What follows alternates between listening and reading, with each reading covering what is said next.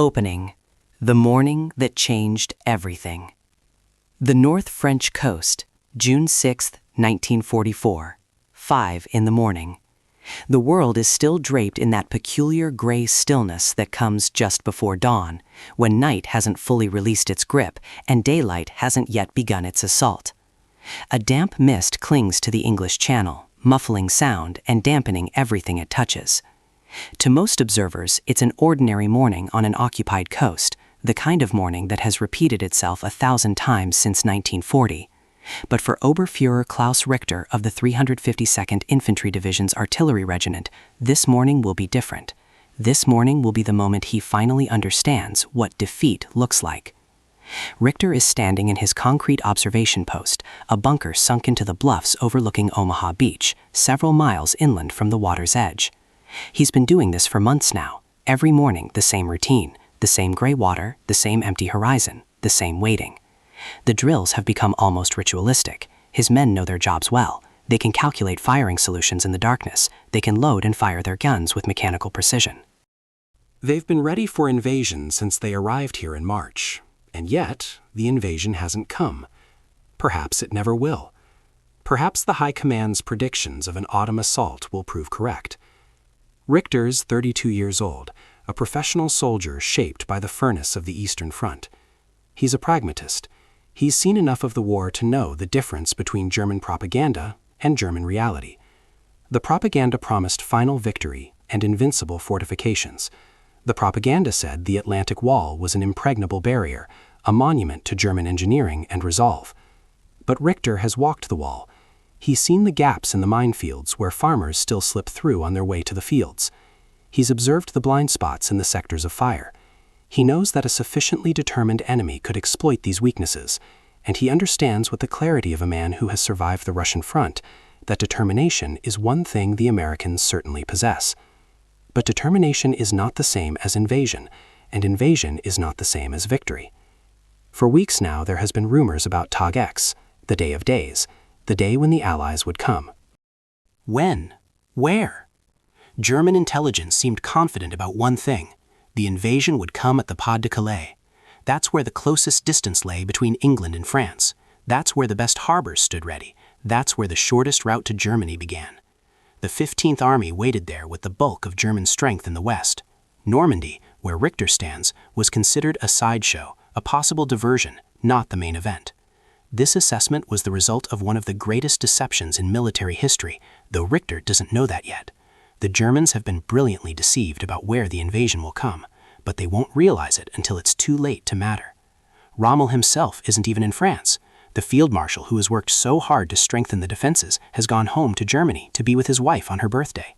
He's convinced by the Meteorological Office's forecast that the rough seas and strong winds of June 5th mean an invasion is impossible for at least several more days.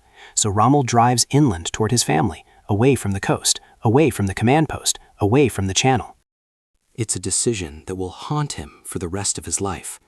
Richter isn't thinking about Rommel this morning. He's just standing watch, binoculars in hand, staring at the gray water. His eyes are tired. The night watch always brings fatigue, and this watch has been no different from any other. Then, as the first hint of dawn tries to break the horizon, something changes. A flicker. Just a momentary disturbance on the surface of the distant water, where sky and sea meet. He raises his Zeiss binoculars and focuses. His heart, which has been beating in the slow, patient rhythm of a night watch, suddenly begins to hammer against his ribs. His vision swims as adrenaline floods his system. It's not a flicker. It's not a weather phenomenon. It's ships. Not a patrol boat, not a raiding party. Hundreds of them. And behind those, more. And behind those, still more. He sweeps his binoculars left and right across the horizon. Everywhere his lens turns, it's the same. The gray water is no longer water. It's a solid mass of dark shapes, menacing shapes. A forest of steel rising from the sea like some industrial apparition. The Atlantic Wall, Concrete Dreams and Reality. To understand the shock of that moment, you need to understand what the Atlantic Wall was supposed to represent. The Atlantic Wall wasn't really a wall. That's important to grasp. It was a concept, a defensive philosophy designed to substitute concrete and firepower for manpower. From the Norwegian coast all the way down to the Franco-Spanish border, the Germans had constructed an elaborate system of fortifications. The entire project had consumed enormous resources, over 5 million tons of concrete, more than 1 million tons of steel, the labor of hundreds of thousands of workers, many of them French conscripts working under duress. When Hitler first issued the order to build the wall in March 1942, the ambition was staggering: 15,000 separate concrete emplacements. But by the time Rommel arrived in the fall of 1943 to inspect the defenses, only about 8,000 had been constructed, and many of those were incomplete. Rommel saw a wall that looked impressive on paper, but was, in reality, a patchwork of varying quality. So Rommel set to work. In the 5 months between his arrival and D-Day, he accomplished more than had been done in the previous 3.5 years. He ordered a systematic strengthening of the coastal defenses. Concrete pillboxes bristled with machine guns and anti-tank guns. Landmines were emplaced by the thousands. On the beaches, obstacles designed to stop landing craft appeared in profusion. The Germans called these obstacles Rommel's asparagus, stakes and rails driven deep into the sand, many of them equipped with explosive charges. By May 1944, there were over 500,000 foreshore obstacles on the Channel beaches, 500,000 pieces of steel and concrete and explosive designed to tear the bottom out of landing craft and kill the men inside them. The artillery component was equally formidable. Along the French coast alone, the Germans had positioned 343 artillery batteries, equipped with 1,348 guns of 150 millimeters or larger. These guns ranged from naval pieces salvaged from decommissioned warships to captured French and Czech pieces cobbled together from across occupied Europe. It was a logistical nightmare to keep supplied with ammunition of the correct caliber, but when it all worked together, it represented a devastating concentration of firepower. The 352nd Infantry Division, which would face the American landings at Omaha Beach, was one of the newer divisions in the German Army.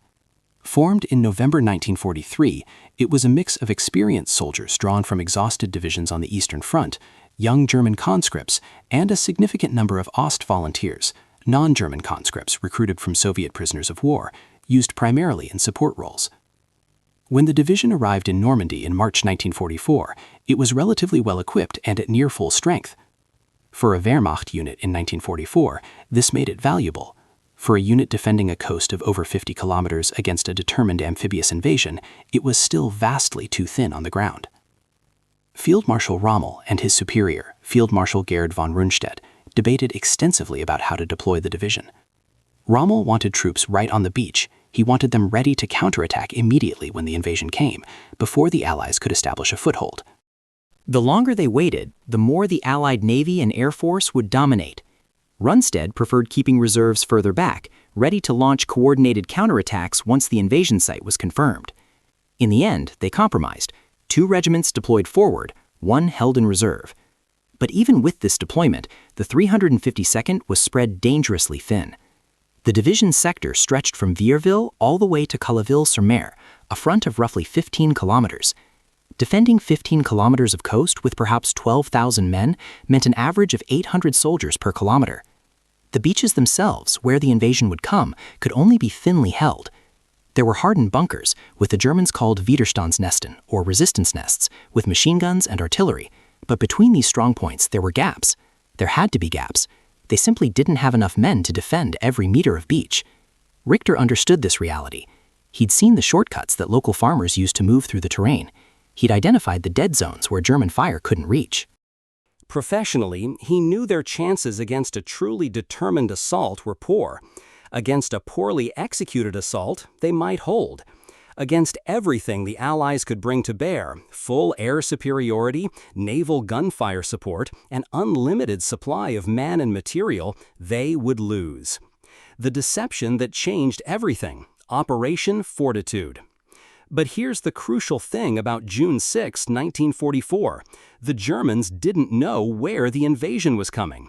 And that ignorance was the product of the greatest and most successful deception campaign in military history. Operation Fortitude was the code name for the Allied deception plan that aimed to convince the German High Command that the invasion would come at the Pas-de-Calais, not Normandy.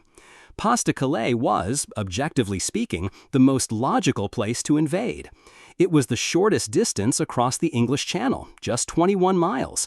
It had good harbors, it was the most direct route to Germany. And crucially, it was the invasion site that Hitler himself believed the Allies would choose. Hitler had spent years planning the reverse operation, his own invasion of Britain across the same narrow strait. So the Allies built on this logic. They created a fictional army, the first U.S. Army Group, supposedly commanded by General George S. Patton. Since Patton was the general most feared and respected by the German High Command, his association with this fake army gave it tremendous credibility.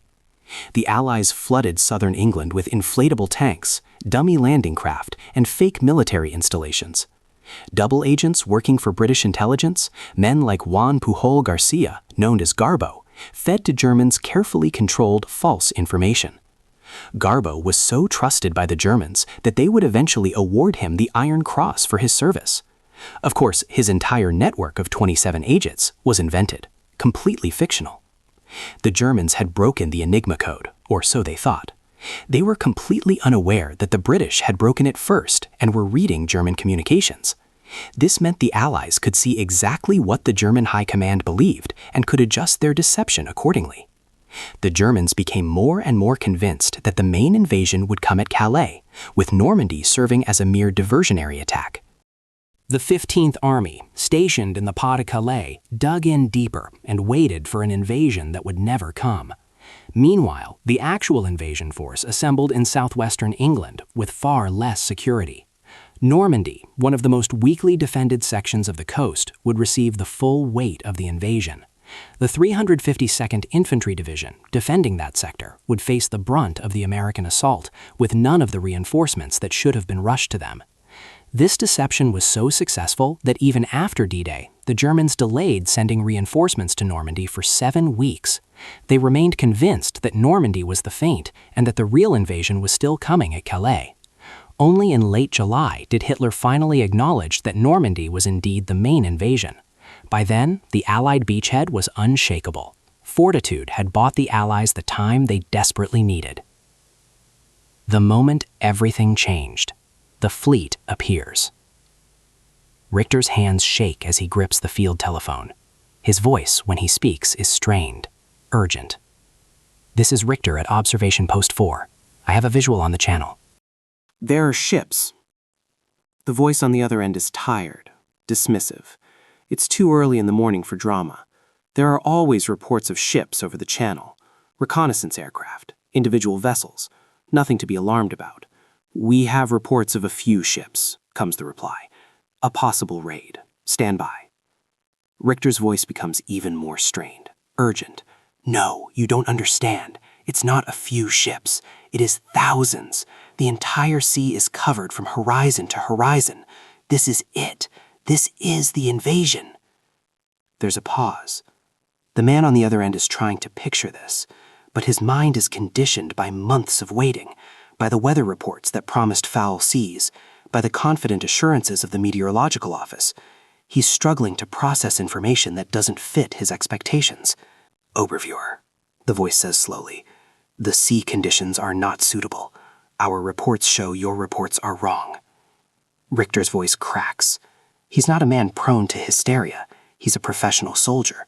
But he is looking at something his brain is having difficulty accepting. "I am looking at it with my own eyes," he shouts. "For God's sake, look at the sea!" He slams the telephone down in frustration. It's too big to be believed. The scale of what he's witnessing exceeds comprehension. German intelligence had estimated that the Allies might muster 3,000 vessels for an invasion. 3,000 would have been a monumental effort. What Richter is mooting at is nearly 7,000 vessels, an armada so vast it bends the horizon itself. He tries another line, his regimental commander this time. "Sir, the invasion fleet is here. 10,000 ships." He knows he's exaggerating. He knows it's probably closer to 7,000, but the exact number feels inadequate to the reality of what he's witnessing. All he knows is that the mathematics of what he's seeing don't add up to anything except Germany's defeat. The major is skeptical. "Richter, are you certain?" "The weather is clear enough to see the end of the world, Major, and it is sitting in the English Channel." This time, urgency cuts through the skepticism. Orders begin flowing. The alarm is raised. German command wakes up to a crisis it never thought would happen in Normandy. Richter doesn't wait for confirmation. He orders his men to stations. The artillery battery comes alive. Shells are brought up from the magazines. Rangefinders call out distances that seem impossibly large. The massive barrels of the 75mm guns begin to elevate, their black mouths pointing toward the impossible fleet. Richter stands in his post, binoculars pressed to his eyes, and for a brief moment before the firing starts, there's a strange clarity. He can see the landing craft beginning to form up. He can feel the vibration in the air, a low hum of thousands of engines. It's the sound of a superpower breathing. Just before 6 in the morning, the order comes, "Engage at will." It's a release. The paralysis of disbelief breaks and is replaced by the familiar clarity of action. Fire!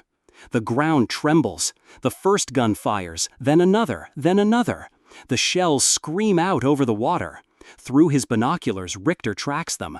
Professional pride mixes with dread as he sees plumes of water erupt in the midst of the fleet. There are hits, actual hits. His men are good. They adjust their aim, firing with disciplined rhythm. For a brief moment, it feels like a real battle. Then he sees it, a direct hit on an American destroyer, the USS Corey. A flash of orange and black smoke blooms on the water. The ship lists, crippled.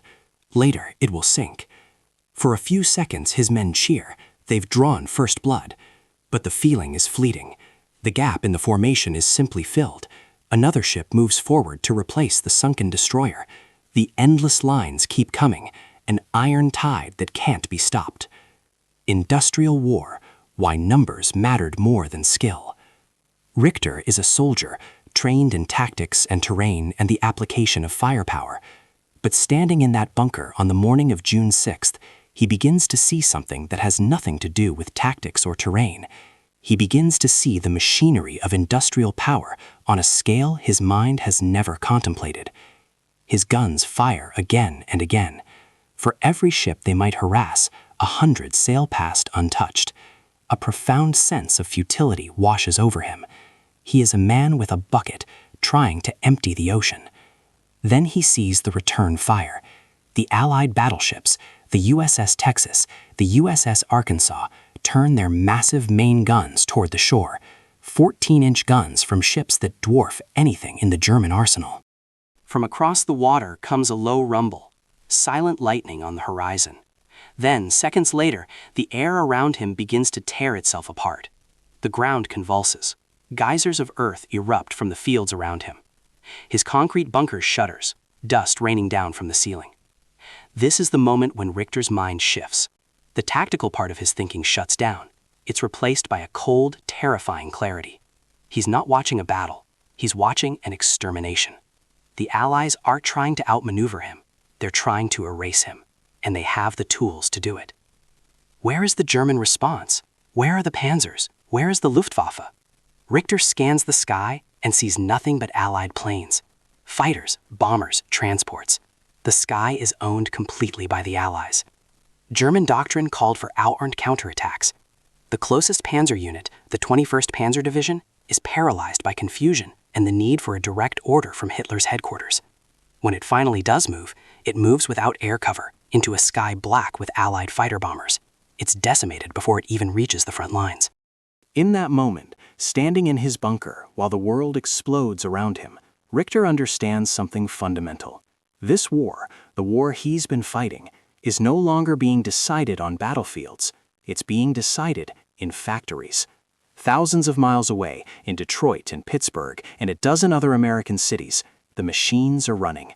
The assembly lines are humming. Ships are being built faster than they can be sunk. Tanks are rolling off production lines by the thousands. Aircraft are being manufactured on a scale that makes every German plane in the sky a mathematical impossibility waiting to be corrected.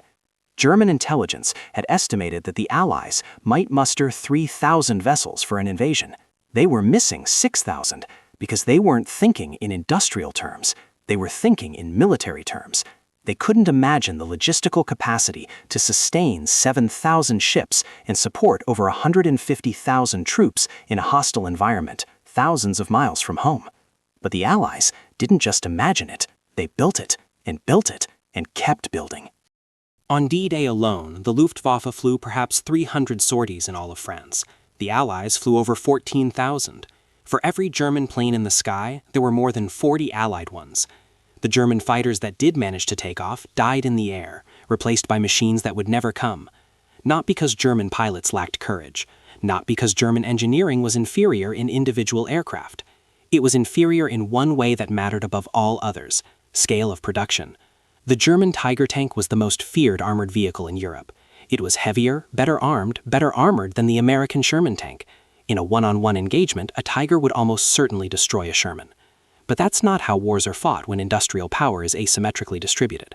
For every Tiger that rolled off the German production line, the Allies were building dozens of Shermans. In all of 1944, America alone produced over 29,000 tanks. Germany's peak monthly production never exceeded 2,000. Do the mathematics, do the multiplication. By the end of 1944, the Allies had buried the panzers under a mountain of steel, not through superior skill, through superior volume. And Richter, standing in his bunker on the morning of June 6, could see it happening in real time. Nazi ideology had promised that a unified, determined people could triumph over decadent democracies. But you can't stop an ideology with bullets. You can't stop industrial production. Surely he felt that. The despair of a man who suddenly understands that everything he's been fighting for is already mathematically lost. His men were good soldiers, but they were about to die not because they were outfought, but because they were outnumbered on a scale that defied comprehension. They were participants in a contest that was already over.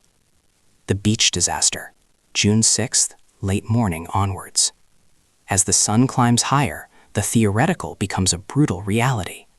The naval bombardment reaches a crescendo, a constant rolling thunder that never ceases. The concrete bunker shudders, dust falls like rain from the ceiling. Through the observation slits, Richter watches the first waves of landing craft hit the shore. Higgins boats drop their ramps. American soldiers pour out into the water. Some are moving forward, wading through the surf. Many never make it past the waterline. The machine guns in the German pillboxes chatter. The water turns red. Bodies pile up on the beach. It's terrible. It's horrific.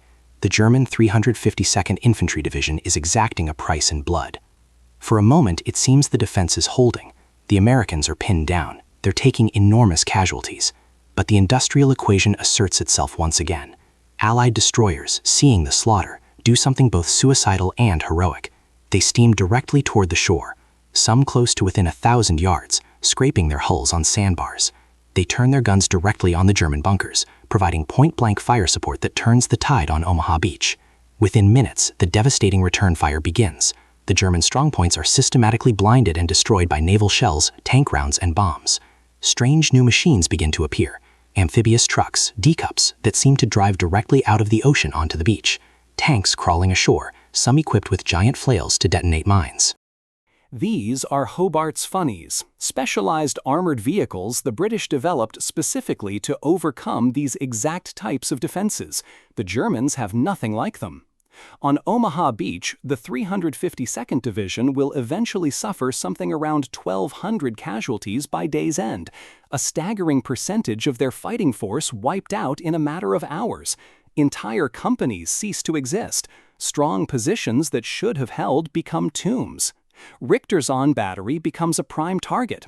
Shells land closer and closer. A direct hit on one of the gun pits sends a fireball into the air. Another gun is knocked out. His telephone lines go dead. He's isolated. His command is shattered. He looks up at the sky one last time. It's a moving ceiling of Allied aircraft. On the sea, the first wave of landing craft is being replaced by a second and a third. Beyond them, the vast armada waits patiently, a conveyor belt of men and material that can, it seems, run forever. The Allies will land around 1,500 tanks on D-Day alone. American tanks that aren't as good as German tanks in individual combat, but it doesn't matter because there are so many of them. The battle for the beach is still raging, but the outcome has already been decided. It's just a matter of time and tonnage. The war in Normandy will rage for another 2 months, brutal hedgerow fighting that will cost both sides dearly. But it will change nothing about the fundamental mathematics. Every German tank destroyed is a loss that cannot be replaced. Every Allied tank lost is replaced by 3 more. Every German soldier who falls leaves a gap in the line that cannot be filled. For Oberführer Klaus Richter and the thousands of German soldiers who survived that first day, the rest of the war is epilogue. They will fight on, driven by duty, by fear, by patriotism disconnected from reality. But the hope of victory? That vanished in the dawn light of June 6, 1944. The end of the Third Reich didn't come in Berlin and some long, agonizing collapse lasting months. For the men on the Atlantic Wall, the end came in a single moment of revelation. The moment they saw a fleet that filled the horizon, a sky black with enemy planes, a force that was not just an army, but the full crushing weight of the modern industrial world. A new kind of war, one not decided in the hearts of soldiers, but on the assembly lines of factories thousands of miles away. One German officer peering through his binoculars at a sea that had turned to steel, that morning he knew it was over. The war was lost not on June 6th, but long before, in the factories of America that were producing more steel and more machines in a month than Germany could produce in a year. The Wehrmacht faced not an enemy, but the full power of industrial civilization turned against them, and there was nothing on earth that could stop it. If you find these perspectives on history compelling, these windows into moments that changed the world, I hope you'll consider subscribing to the channel. Hit the like button. It means everything and helps us continue bringing these human stories of history to light. Thank you for watching.